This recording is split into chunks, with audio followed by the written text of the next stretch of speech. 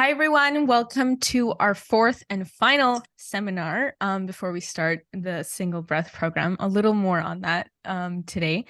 We're going to begin our sessions with a centering practice. So let's all get in a comfortable seated posture with our hands on our knees, fully seated, with our sit bones, our heart, and our head all in one line.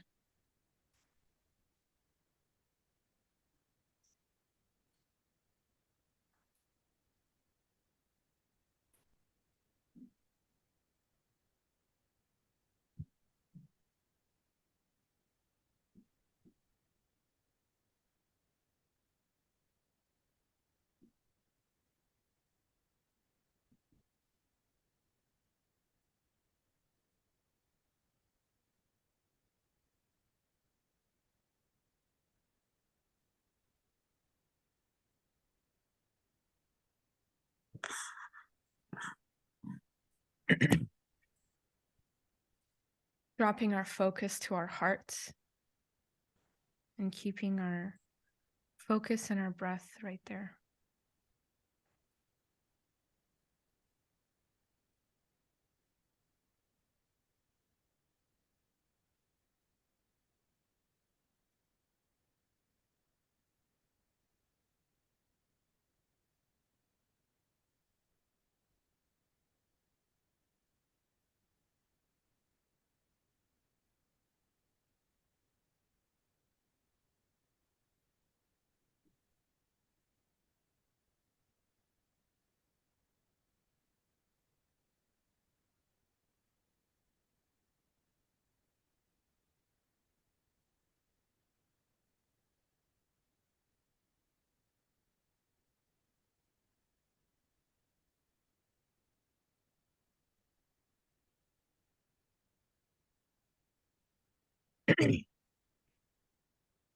灵性之子啊，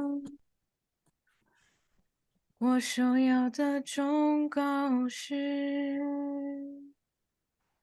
拥抱一颗纯洁仁慈和意气风发的心。灵性之子啊，我首要的忠告是拥抱一颗纯洁仁慈和意气风发的心，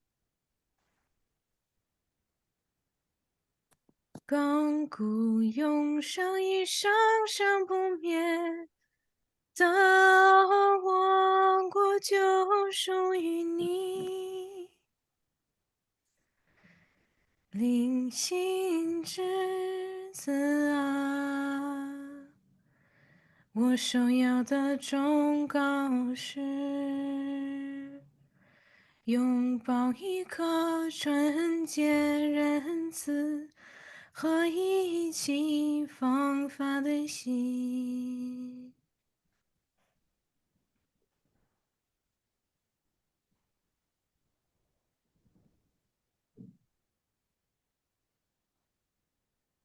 Keeping our attention focused on our hearts, keeping our eyes closed.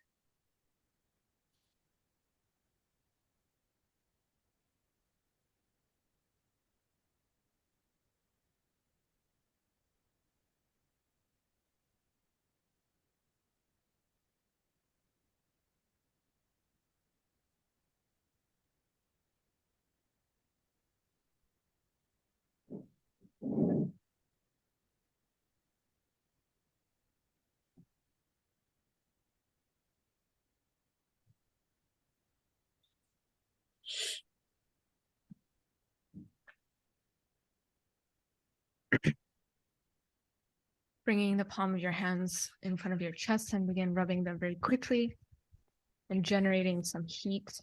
And whenever you're ready, cupping your eyes. And in the palm of your hands, blink open your eyes, looking left and right. And whenever you're ready, dropping your hands down.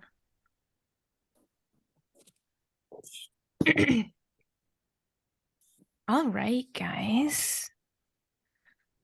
So I posed the question to everyone on my social medias that if there was any habits or things that they wanted to build or goals that they had that they wanted to achieve, to send them to me so that I could use them as an example to do that. And nobody did. So perhaps there's wisdom in that, because that made me have to produce or think of an example myself in my own life. And perhaps that may be the very thing that is necessary. But before I get into the example, if there's anyone here who would like to offer their own habit or situation or something they would like to build, they are welcome to do so when I open the floor up to everybody. So I'm going to share my screen with everyone.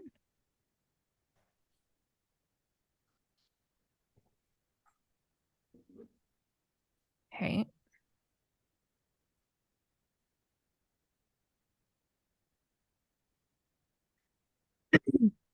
And today's presentation is a little bit, I don't want to say all over the place, but kind of like in bits and pieces, like in chunks. So very simply, let's see if we can do this. Can you guys still see the screen? Yes. Yeah. Okay, great. So yeah, when we think about like building a habit or a goal, usually we think about where we are, like A, and then where you want to be, right? Like B. So we think about this in very simplistic terms, like I'm here right now. What I want or the goal that I have is somewhere else out there and is not here, basically, right? It's somewhere out there and it's another place that you want to go to. So it's almost like you could say a location specific or a state specific, if it depending on what your goal is. If your goal is to be happy, it's more emotional, it's more feeling based. But if it is more like I don't want to live in this city anymore, I want to move to another country, then it's like literally physically moving spaces. So what you expect it's going to look like typically when we think about building either a habit or a goal is usually it's like we think of step 1 is A and then step 2 is B. It's just very simple. It's like it just takes like 1 or 2 steps. But the reality is kind of like this is what it usually looks like. It's like in order to get from A to B, you have like a long distance in between. And I don't know if you can see this very clearly, but each of these are like dashes. And like each dash kind of like represents a step towards your habit or your goal. And each of these little steps are almost like little points, all these little things that you do in order for you to get to B. So it's not as simple as a process as step 1 this, step 2 this. It's usually like a lot of things. But then you might be like, oh, but Nahal, sometimes I just like snap my fingers and I get something. And that is true. There are some things that goals that we want, like a glass of water, bam, we get it, like, or we want to go to a restaurant, bam, we get it. Like there's things that are very simplistic and very straightforward. Like I want something, I get it like right now. Even for things that are quite complex, we could even still get it in that like instantaneous moment. But this is what some goals might look like, which is like step 1 to B. Others might be like, all right, to get from point A to point B, there's like many little baby steps that you need to take to get there. And then there's other ones where it's like very convoluted and very complex and it's not in a straight line and it might go backwards and you might think like, oh my God, like I'm so far behind my habit or my goal. I'm not really reaching it.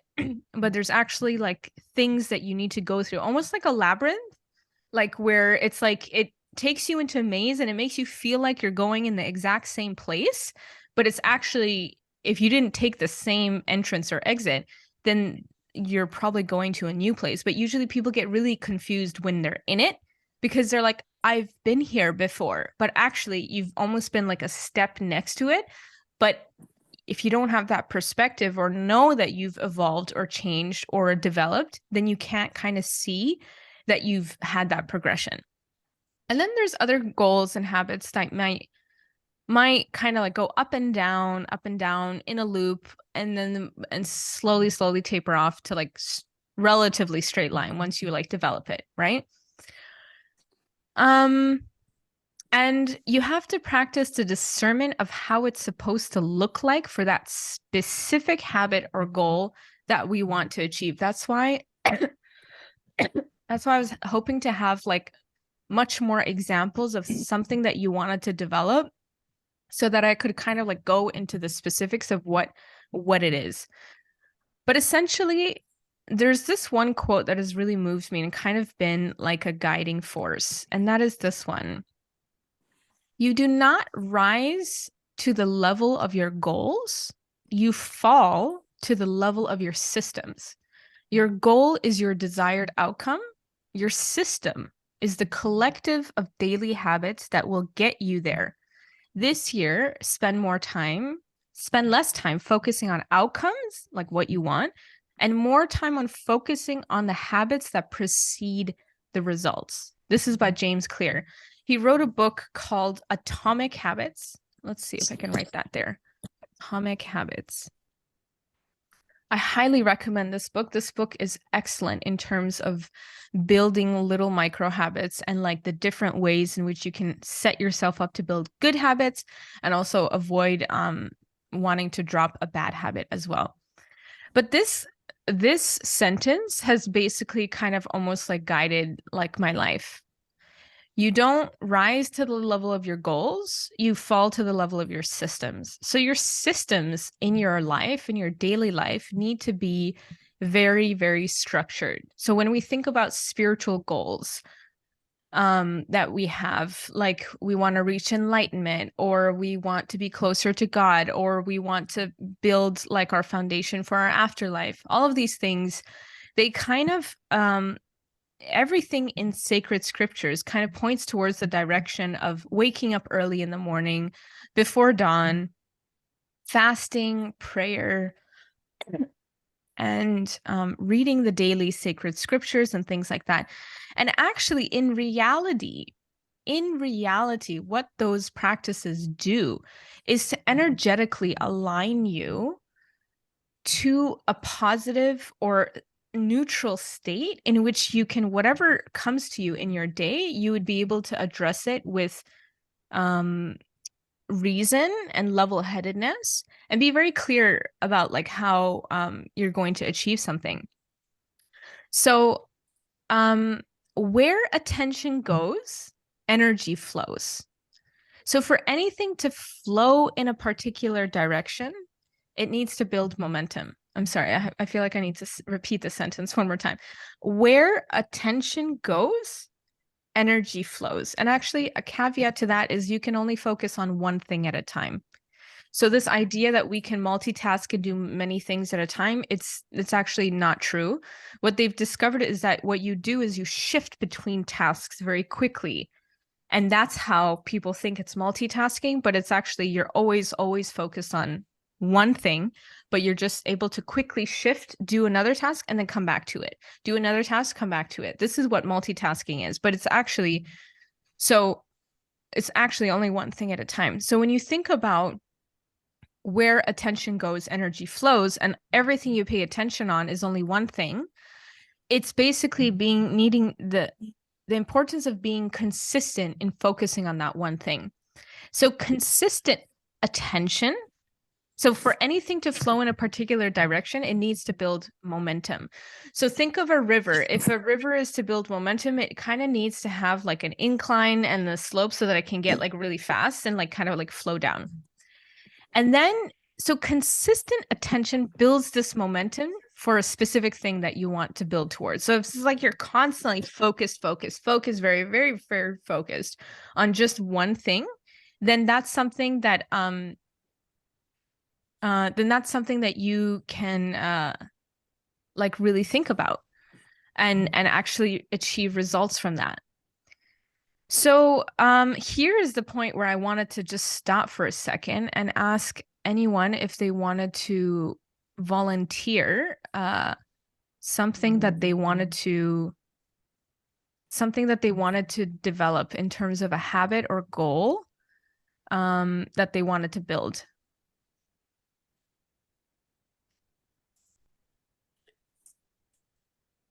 Go for it. Habit of exercise. So you wanna use you wanna build a habit of exercise, and you wanna know how to do it, right? So in terms of actually this might be a good time to go to James Clear's things that I wanted to share. Let me take you back to a screen share.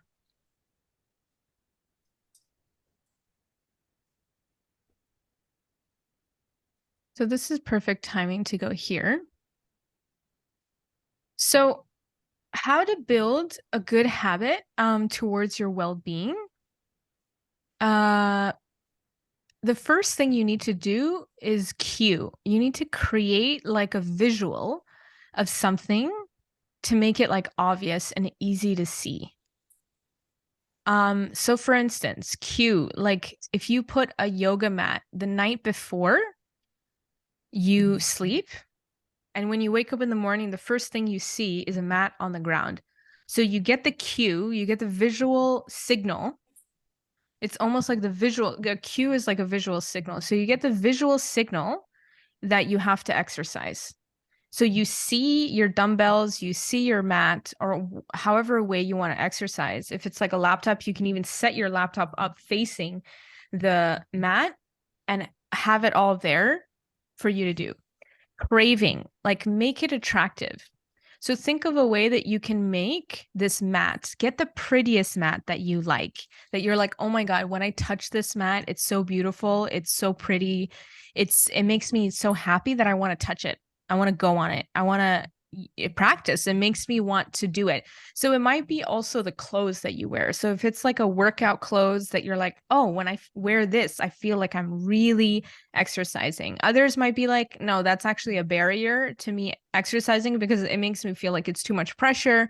I need to look good and all these things. But if that helps you, then do that. And this will be different to everyone. So what do you think is something that you could make exercising more attractive? What do you think you could do? Environments. Yeah. Yes. So what would that be? Clothes. Clothes. Where you are wearing comfortable Mm-hmm. and beautiful. Mm-hmm. And you said math.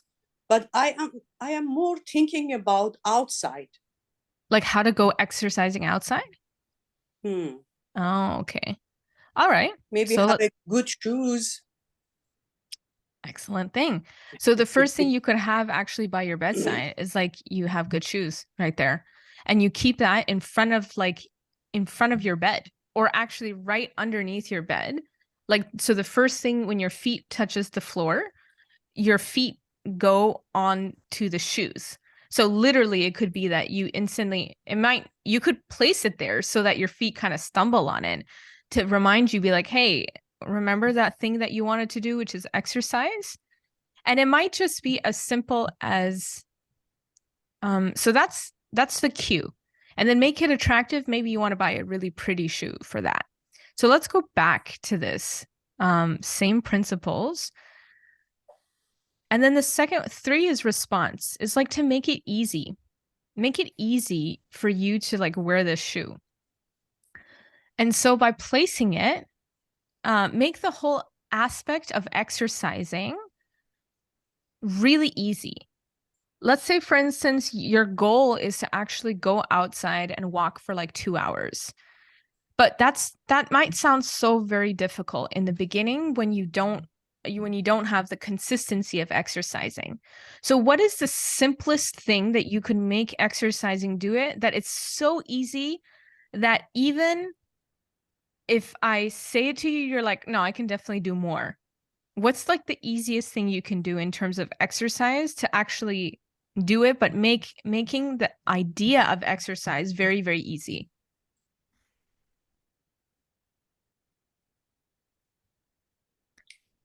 What if it was just as simple as like putting on your shoes? Like not even walking out the door, just like putting out your shoes. But the problem is that, first I want to do meditation and prayer, Okay. and second do the exercise. But the Okay. thing is that by the time I finish the meditation and prayer, the time is past and it's too late, looks like too late to go Okay. to do exercise. Okay. So that seems like so in terms of that, it's like more like a time management thing. So you want to do all these things, but then you don't have the time to do it. So the reality is, do you know how long you would like to exercise for? 15 minutes, 20 minutes, half Okay. hour is the most. So you want to go outside and what is the form of exercise for you? Walking? Walking. Walking. So for 15, 20 minutes, you want to go outside to walk. And then you need to be back at a certain time because of work or something that you just want to get on with your day, right? So Yes. So what is the time that you set your alarm to do that prayer and meditation? 5. Okay. And then when do you finish that prayer and meditation? Just I drink some water and lemon juice and things. By the time it's 6 o'clock, I have to go out for work. Okay. I have to wake up earlier, but I find it if I wake up earlier, my day is very tired. Okay. So how about do the exercise after work or in the evening and make it a habit? But I find it when I do exercise at night, I cannot sleep. I have so much energy and excitement, I cannot sleep. So is it a possibility? Doesn't make me tired.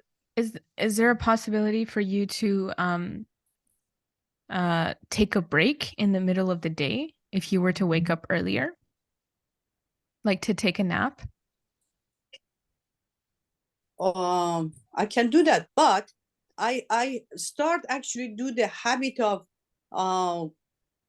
walking with my work. I go a little bit earlier out.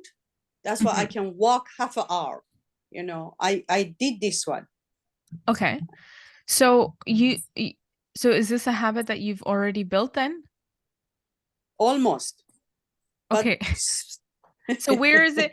So you've already built this habit. So where is the thing that I think the difference is when you're going to work, you're very Yes, good with it's this different. habit. But now Yes. that you may be at home, and you're not working because it's the holidays, then having this habit is a bit more of a challenge, right? To like get out of bed and to go do it and things like that. And so it seems like, at least, yes, please go ahead. So I think to build a good habit, there is one element that we are missing, is the joy. We have to look at the joy in the things that we would like to do. So, because if your habit makes you happy and you know why you are doing it, so you analyze it in your head that because of my joy and happiness, I am willing to change my schedule. I'm willing to do different things. For example, so I want half an hour in the morning with joy to do the exercise. So if I put this in my head and I really want to enjoy this, then I would say, okay, at night I sleep half an hour earlier or 1 hour earlier so I can wake up easily at 4 in the morning or 5 in the morning. And then I will do my exercise half an hour. I do my shower. I get to prayer and meditation. and then I'm ready to go to work. But if in our habit, building a habit, there is no joy, there is no satisfaction, we are not successful of building that habit. If we do habit by force or with unhappiness or because anyway I have to do it, but never analyzed in my mind why I have to do it. And sometimes accepting the task, doing it with joy, will resolve many issues. So this brings up like an excellent point. So let's go back to the drawing board. So here it actually, you mentioned the last fourth reward at the end that we were going to mention. So which was to make it satisfying, to make it joyful, to make the process of doing that thing joyful.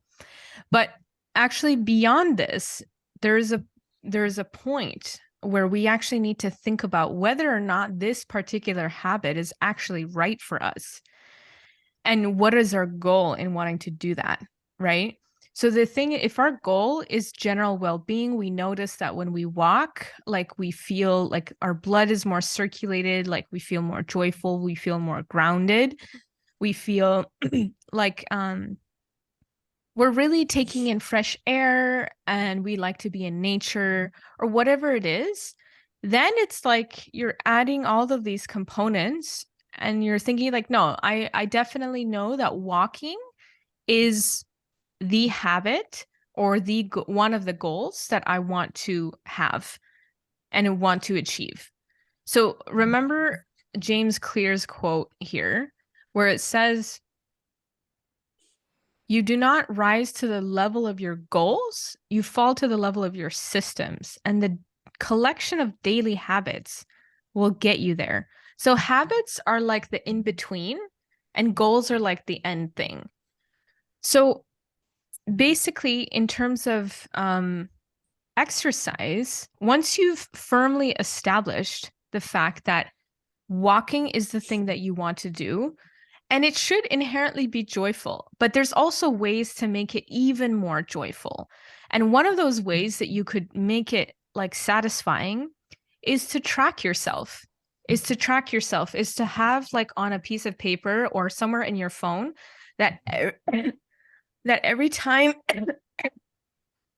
time you do exercise, you get to tick like something.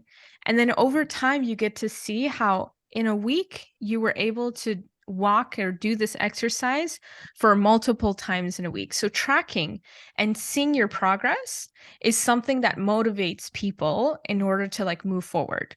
Other people, they motivate themselves by giving themselves like a cookie. Because I exercised, now I can go eat garbage food. Or I can, because I exercised, now I get like an ice cream. Or because I exercised, now I can binge watch Netflix and sit for like hours, right? So whatever it is, and there's nothing wrong with those things if you're fine with it. But if those are also things that you're like, this is what I find satisfying, is to like reward myself through in this way, then it's like, you know, that's like a negative way to reward yourself. And this is usually how people reward themselves with anything, is that they do something difficult, they go to the ice cream shop and like get it's something to celebrate, and they celebrate with ice cream or with sugar, right? So they combine the association of joy with sugar. So anytime you feel joy, it's almost like if you don't have sugar, it's not right, or like I didn't really do the right thing. So it's really important to decouple these like ideas with each other. If like the way that we want to make exercising satisfying is that we actually track ourselves and we see that we're progressing, or that we can visually like kind of see like on a graph, like every day I'm like going, and so it's like I get like a little tick. Just doing that little tick is like a satisfaction for me. I don't know if you guys see this, but I keep seeing like a little hand raise here. I don't know if someone's actually raising their hand. Laurel, are you raising your hand? Just wanted to ask to make sure. All right, it might just I don't see. Okay, it might just be something that's popping up on my screen. I see a little hand gesture. Yeah, I just saw it again. Or maybe this is to if someone else wants to raise their hand. Anyways. So yeah, those were kind of like some thoughts of like, so very, very good suggestion in terms of like bringing it joy. But actually before the step of joy, it's actually first to examine whether or not that is the right habit for you and whether or not that is actually the thing that is going to achieve your goal. Sometimes the thing that is actually going to achieve our goal is enjoyable. But we think we have this association that everything has to be hard and very difficult. And that if it's too easy, then I'm not reaching my goal. And you kind of got the perception that it's like, I need to suffer in order to do that. And many people have this sort of like thinking that if I'm not suffering, I'm not achieving goals, I'm not progressing, or I'm not like moving forward. So it's like thinking of these kind of barriers in your mind before you achieve something is also super important. And so I think here is like a good point, good place. How are we feeling about that example of exercise? Are we feeling good? Does it kind of give you some steps of like how you can move forward with that? Sure. No problem. Yeah. Okay. So, for example, another example we can work on learning a new language. Okay. Learning a new language. Okay. Yes. So we can also consider that. Okay. As an example? Desire habit, yes. Okay. So let's go back to our drawing board. Let's go back to the same 4 steps in terms of making it obvious to see and then making it attractive. This is attractive. And making it easy and then making it satisfying. So one thing that technology is beautiful for is in terms of like is actually building apps for languages. Like one app that I really enjoyed learning French in when I was living in Geneva was this app called Duolingo. And it had various different games and exercises in it that every day when I would go on the bus onto work, I would be going to this app and then I would be just playing the games in that language. But so in terms of like, let's just use that one example of a phone app. How do you make it really obvious on your phone to see it? What you could do is that the first page of your app, your phone, is that you clear out all the apps and you put it somewhere else. Oh, see this? Do you see me this hand raised? I'm raising my own hand. I didn't even click anything. This is interesting. Right? You see this, right? Yeah, I saw on your screen the hand. Yeah. I don't know how this is happening. Anyways, just it seems like that's just there. Oh goodness. Let me stop screen sharing and lower the hand. Okay, so going back to the app. So building. So do you like basically actually do you see how I just like clicked onto focus? So I'm cleaning up the bar and everything's looking clean. So all of this garbage is not up here. But like when I'm putting it in this kind of screen, you guys can really focus on what is on the screen instead of all the other junk. This is also one thing. It's like remove the distractions. Okay. So on your phone, what you could do is that the first screen. So actually, just to show you this is my screen. This is a picture of me as a baby. I fell asleep on a shelf while I was playing. It was actually because my mother couldn't put me down for a nap. And I ended up sleeping midway through on the shelf standing. So this is actually, I tend to push myself a lot more than I need to, and I don't rest. And as my lock screen, it's actually that photo. So every time when I check my phone, I'm checking at the little Nahal that needs to sleep. So this is a perfect example of a cue. Obvious. It's easy to see. Nahal, go nap, right? But if this was a language that I was trying to build, what I would do is I would clear my first page of apps and I would just leave that Duolingo on there so that I show myself, I'm cueing myself that the only thing that's important to me right now, or the priority, is to, whenever I do want to go pick up my phone and just scroll through things, that I will see first the app of Duolingo and go in to look at it. So that is a way to like make it easy on your phone if it was just the app system. And then craving, make it attractive. So like using the Duolingo app, it's like really beautiful, it's really gorgeous, and also there's games in it, so it makes it really fun. So every time you also build another level, it actually shows you your progression. So it also shows you your progress report of like building like that habit. And then the third is like responses, like make it easy. So that's actually kind of a way to clear the screen and to make it really easy for you to do it. And that you could just be like, every day I'm gonna just accomplish like one lesson, and I'm not gonna do like 10. Because if you create a goal that is too easy, you don't feel like you're growing. But if you make it too difficult, it also prevents you from, you're making it too hard to actually start the goal, right? And then reward, make it satisfying. So after you go into this app like Duolingo, like how can you like what is a reward? And so one of the rewards built into the app is actually that it gives you, yeah, excellent, that's exactly the one. The thing is that it depends on what language you want to develop. If it's Chinese, then there's other apps that are better for this. This is a great app for, actually it might now have Chinese. At the time when I was doing it, there was only like 4 languages available. It was French, all the Latin languages. So French, German, Spanish, and Italian. Do they have Chinese on there? Yes. Okay, great. So you can use that and see how it is. So that's an app that kind of like helps you build it. But that's only one thing. So we did that. It's like just to make the app look more feasible.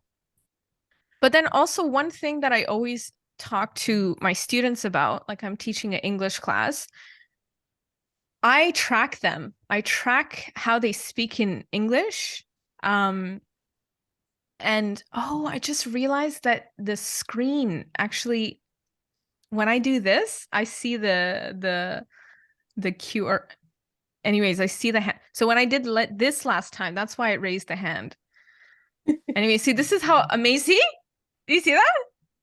Yes, yes. Okay, let's lower the hand down.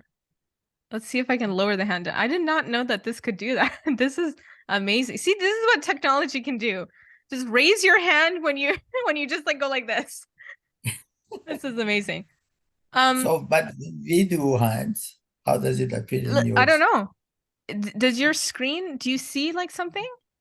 Okay, No, now drop your hand. Now drop your hand. Our computer is not very new. I don't think it has to do with the computer. I think it was something to do with your setup.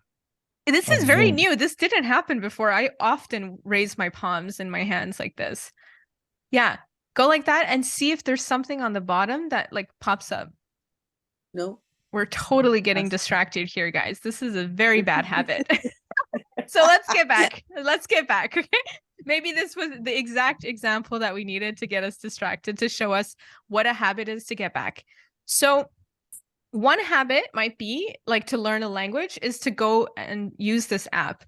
But other things that are really important is like, okay, the first one, it was a cue to make it easy, to make it visible. So actually on your YouTube page or on your on Netflix or whatever you do, you can kind of like set it up in a way where all of the things, okay, you can play Duolingo later. Right now is the time for you to actually focus on the rest of this talk, and then you can go play with Duolingo, okay? Like, so let's learn about the rest of the ways of how to build a habit for language. So one thing that I tell my students often, actually, when I was learning English, when I was younger, with Chinese students, the way they would teach it is they would teach us, give us a newspaper. We were children, and they would give us a newspaper to read, to learn how to read in English. And I still hate the news so much. And this is probably one of the reasons why I didn't read English for such a long time, even being being able to speak English. But it was such a resistance of the actual context of what I was reading that I didn't enjoy what I was reading. That's why I couldn't progress in it. Whereas once I found the Harry Potter books, there was all this very difficult magical words, but I inhaled that book, and I actually discovered that I actually knew how to read from reading those books because they were so interesting, they were so engaging, and that I wanted to learn. So one of the things that in my English speaking class that I actually tell everyone to do is to present a topic of their interest, but not also a topic of their personal interest, but also be mindful and sensitive to the interests of your classmates. Because if we just start talking about a topic in English that is just like a spark, it catches on like the flame, then everyone starts talking in English, and it doesn't even matter that we're talking in another language. It matters that this interest of ours, we want to figure it out. And sometimes if you use other words that you don't know, it's totally fine. But the willingness and the effort is there for you to learn. So one of the primary things for me when I'm talking about languages is that you really need to not only enjoy the language that you're choosing to learn, but do things that you enjoy in that language. If you like reading the news or watching the news, you read the news and do the news in Chinese. And it's something I actually usually tell people, a habit that they've already built. So meaning that they already automatically every morning when they wake up, they go and they check their basketball scores or the games to this. And one of the males in my classes, I was telling them that if you enjoy reading the basketball scores, whatever you do, you just read it in English. And then there's another one who was talking about, I love cooking new recipes and stuff like that. I was like, great. Every new recipe that you look at, it has to be in English, not in the language that you're normally used to. And then another one was saying I enjoy watching DIY videos of how to make things. I was like, great, watch those videos of how to make that thing in English, in the language. So you have to couple the things that you enjoy doing and something that's already a habit, you just have to flip it in that language. It's of course going to take some time. So if you're watching movies, if you enjoy watching movies, start watching movies in that language. Start watching movies and understand the history and the nuances. Because one of the things that's really connected with language is actually culture. So it's not just about the language, but it's actually about the way people think of the roles between men and women in that language, or the roles between ancient cultures and the present cultures. Is there a big difference? What do they typically talk about? How do they go about things? Let's say, for instance, somebody wanted to learn about Persian culture. One of the major things you would recommend to them is start learning the poetry, because poetry is really beautiful, and the country itself produced so many beautiful poets. And so literary works, going and finding the analogy of what wine means of a certain poet. What does he mean when he's talking about wine? Or what does he mean when he's talking about a certain reference to a person, like an old man? What does that wise old man actually mean or represent? So all of these nuances of things that you actually get deeper into the culture, and that's where the language actually has a place to go to. So it's these two things are very similar. So a lot of people just learn words of another language and they fail to learn the culture. So let's say, for instance, Chinese is a language that you would like to learn. The thing is that how many Chinese movies or period dramas Or things in the king's court, in the emperor's court, have you actually watched? Do you know how they behave? Do you know how they talk? Do you know the customs? When you learn, if you're watching those kind of dramas and TV shows, then you understand when you're in Chinese, when you're doing polite, customary things, then how you need to actually communicate that. So it's like that aspect of efforts could be things that you increase in your life. So it's like put something you enjoy doing with the language so that you're actually developing in that way. That's one of the things that I would recommend for languages in particular. Any thoughts about that? Very good. Yes. Okay. Oh. But I want to know how we can do this habit what is the connection between this habit with the single breath program? So one of the major things in the single breath program that we do is we practice the breath. We try to make the breath a habit. That's the purpose of the single breath program, is to make conscious breathing a habit. So that's why understanding how you build a habit is important. Because things like, I'm going to be teaching you how to breathe, and I'm going to be teaching you the science of breath and all of these things. But at the same time, and this is what normally people do not teach in terms of breath practices, is how do you set up an environment? How do you make it attractive? How do you make it obvious for you to do that? How can you make it easy?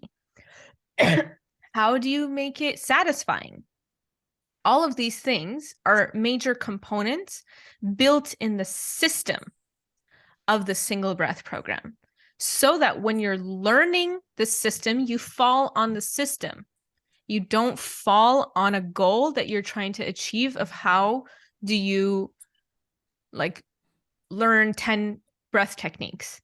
It's really about, we're trying to build the foundational system to which I'm teaching you about how to put the breath in those pockets of foundations.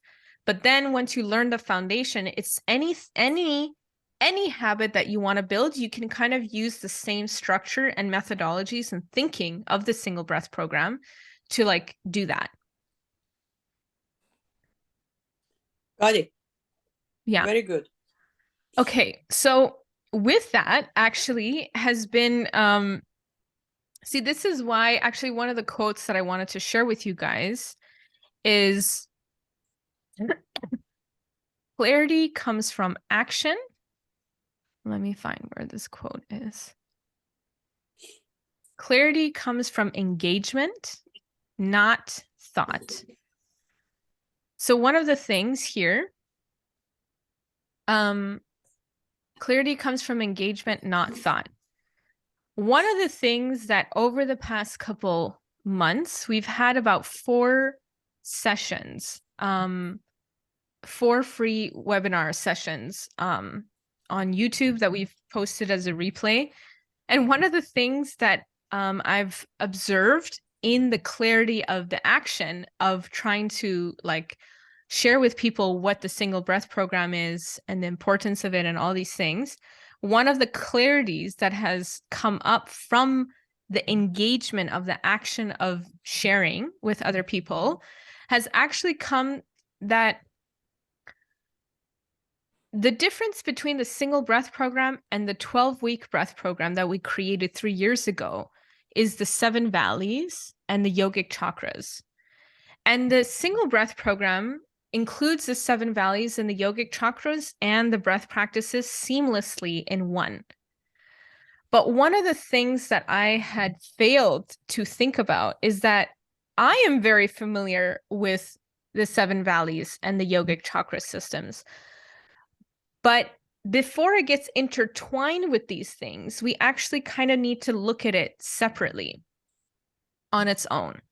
Because the 7 valleys and the single breath program actually has it's very large.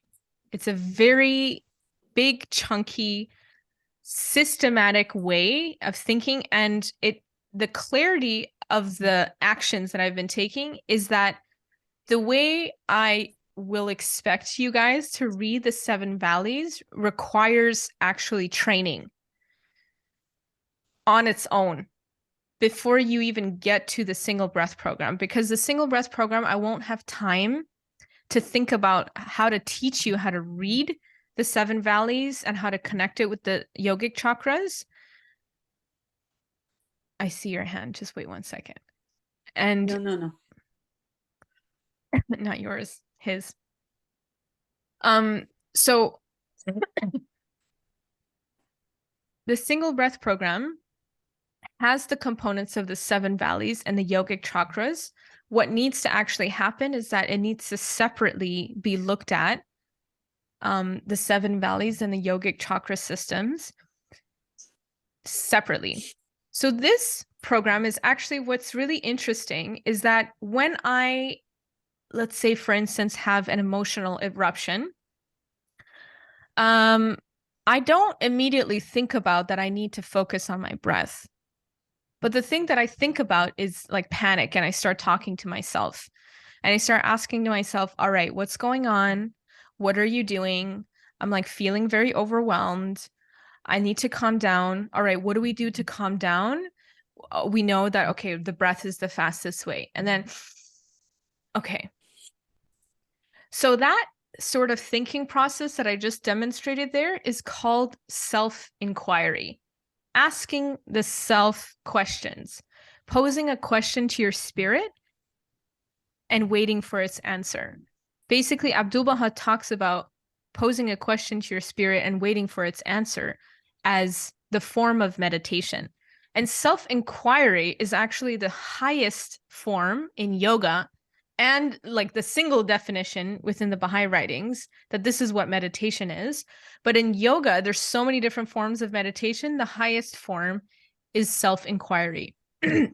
However, the way that yoga teaches self-inquiry is by sitting there and posing a question of, who am I? Who am I?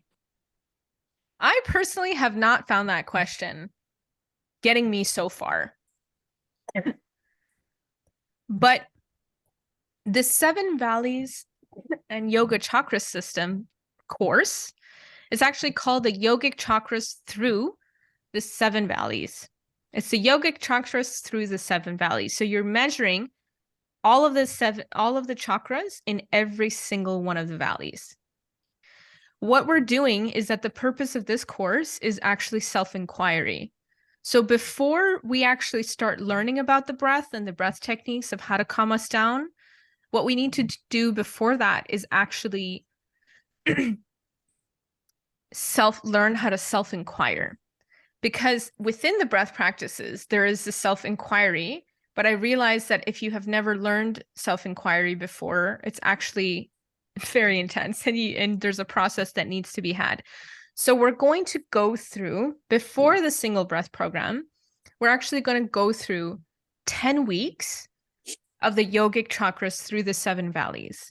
Many of the principles embedded in the yogic chakras and yogic chakras through the 7 valleys, the systems are the same as the single breath program. So you have a longer total period of time of the habit building. So what this program, the 7 valleys through the yogic chakras through the 7 valleys, will actually give you is a longer time to deepen those foundations. Because when we get to the single breath program, we need to kind of hit the ground running.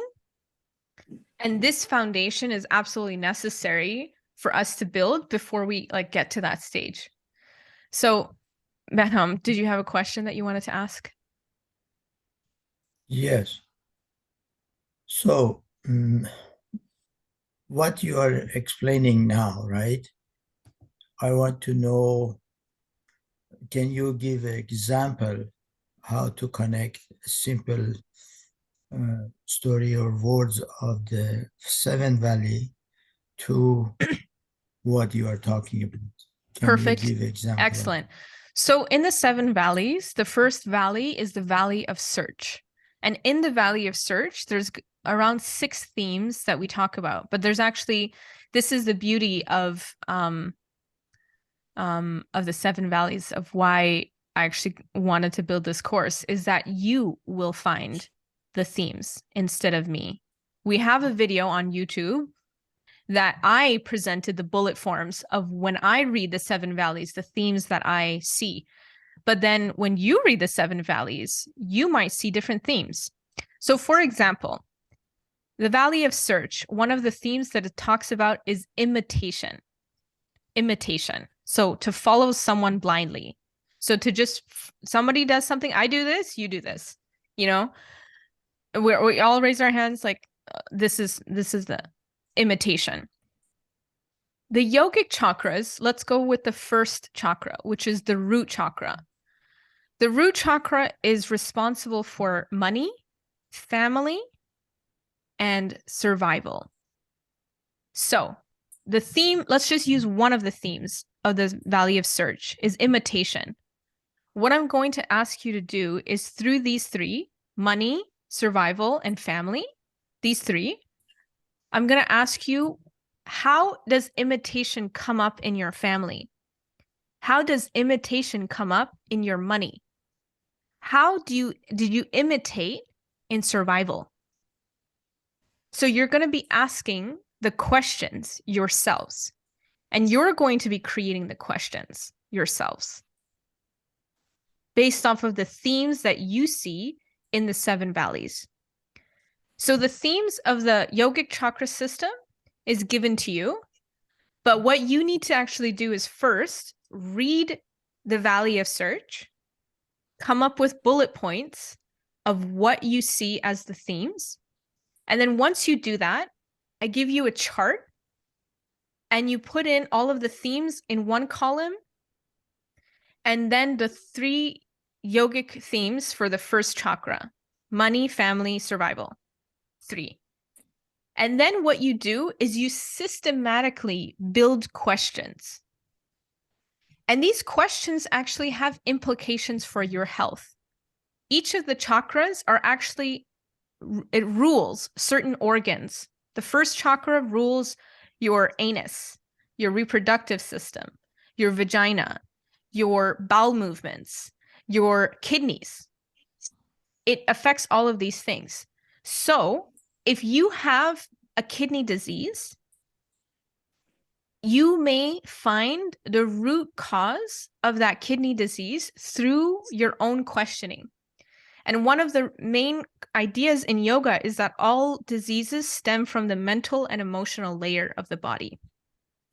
So the program is not specific to health, but I'm going to be teaching you what the chakras are, and I'm going to be teaching you which organs it dictates. So I'm going to be teaching you how to talk to yourself systematically. And one of the things that we're going to start with, because it's easier, is your organs, because they're tangible things that you can visualize and see and feel. So that may be one application of it. There's a lot more applications of that. So that's okay. So have you done this before? I mean, in the video production of yours, have you focusing exactly on this matter or not yet? So, for example, let's say for the imitations in the 7 Valley and what it means, analyze the imitation in the 7 valleys and then bring it up to yoga system and try to get to know yourself. But if you focusing on a very, very practical method that easily people, they can understand what it means. For example, I understand for yourself, you go much, much deeper in a different dimensions. But for the people, they want to relate slowly, very important things in terms of spirituality and knowing yourself, who you are. For example, middle of your discussion, you said, still I'm searching for myself. Who am I? Who am I and why I'm here and what I'm supposed to do? I think this is very, very important for every individual to know how they need to finish their life in this world from 0 to 80, 90 years of age, and what they have to achieve and what they have to do. You know, there is a very interesting story that I don't get into that. You know, where in a pond that the water collects and it stays in one place and it smells so bad. What do you call this in English? Stagnant water? Swamp. A swamp or a sewage, yeah. Okay. And then the river, Mordab, in Persian we call it Mordab, but it's Swab. Swab is asking the river, what have you done that you are very clear? You're so clear. And the answer river said, I moved. it says, because I passed away. Yeah. I passed away. I'll go forward. I move forward. So our life is like this river, that the more we pass away, the more we become older, the more we focus on, the more we become pure, and the more we become the purpose of why we have been created and what we have to achieve and what we need to go on until the end of the day we live in this world. So your story is really, really very interesting if you focus on Seven Valley and then bring it up to what exactly you are thinking and how we need to analyze this by a few examples. And I suggest only one of your program focus on this. So this is what this program is going to be focusing on, is the yogic chakras through the 7 valleys. And what it is, it's actually a system to continuously die, as you said.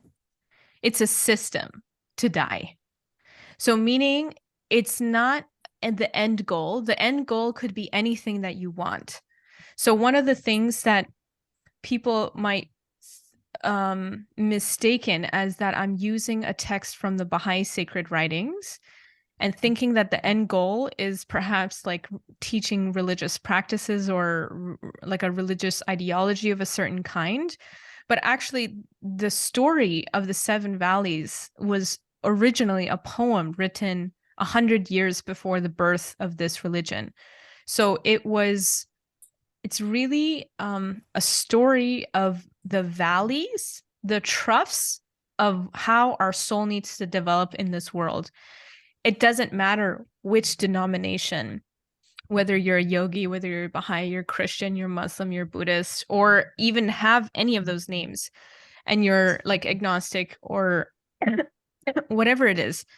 It's like there's no specific identity. What we're talking about is actually the journey on this planet.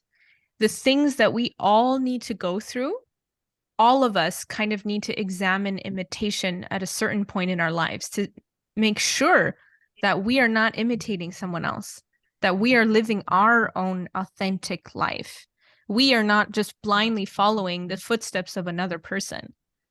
And so that's why it is the first examination. It's the valley of search. Once you go on this valley of search, when you start looking for truth, the first thing you need to look at is what have you been imitating from your forefathers, your family, if we're looking at the yogic chakra system, and how to correct it and how to align it to what you actually came here to do. So in that sense, the 7 valley, the yogic chakras through the 7 valleys is the way. So this is actually one very important point. In yoga, they describe every person from being like 3 different levels of students. The first level of student is the one who performs action and then forgets that action. Basically what you said the river dies. You perform the action and you forget the action. So you don't stay attached to the fruits of your labor. The second level of student is the one that has questions about this life, has to ask questions, self-study, surrender, and and be very strong. This is the second level of student. Being strong, surrendering, and self-steady. The third level of student is the one where they need to follow 8 steps to enlightenment. At first, they need to practice the yamas and the niyamas. The yamas and the niyamas are like the do's and don'ts. The do's are like non-violence to the outside world. You have to be truthful at all times. You cannot steal. You have to practice controlling of your senses, and you can't hoard. Okay? These are like the yamas.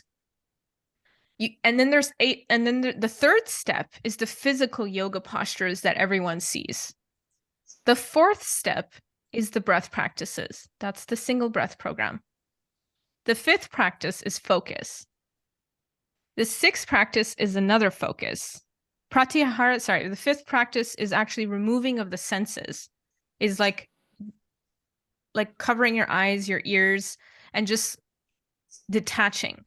Once you detach, then you can focus, and then you intermittently focus. But then the seventh step is single pointed focus. There's actually 2 completely different steps from being sometimes focused, not focused, to another point as always focused. That's a whole entire different step. The 8th step is the step of enlightenment. So the third level of student is someone who doesn't even know which questions to ask of life. They have to go through many, many complicated steps to do that. Whereas I'm actually wanting to teach the second level of students, or people who kind of have some questions. I don't actually believe that anyone doesn't really have any questions or doesn't know where to start with questions. But the 7 yogic chakras through the 7 valleys is to systematically ask questions, is to give you a framework in which you can, is to give you the channel for the river. What you put in the river is your own thing, but it's to give you the channel that these are the parameters, go within this range. It's not the only way to do it, of course, but it is a way that I have found to be quickest by using the breath, which is the single breath program, and by using inquiry. You learn inquiry, you use the breath. These are the 2 fastest ways to enlightenment. Is that clear? Yes, I think the rest, the people, they have to join and learn more. You Exactly. cannot say. So are you going to be joining? Are you going to be joining the Yogic Chakras through the 7 valleys program? Are you asking me? Yeah. Yes. I'm speaking to you guys about the program. Why are you talking about other people when they're not here? Right? Yeah. Yes. Yes. Okay. So I will see you there at the Yogic Chakras through the 7 valleys. Okay, It will be good. It's going to be starting on the first Monday of the week of the Baha'i fast.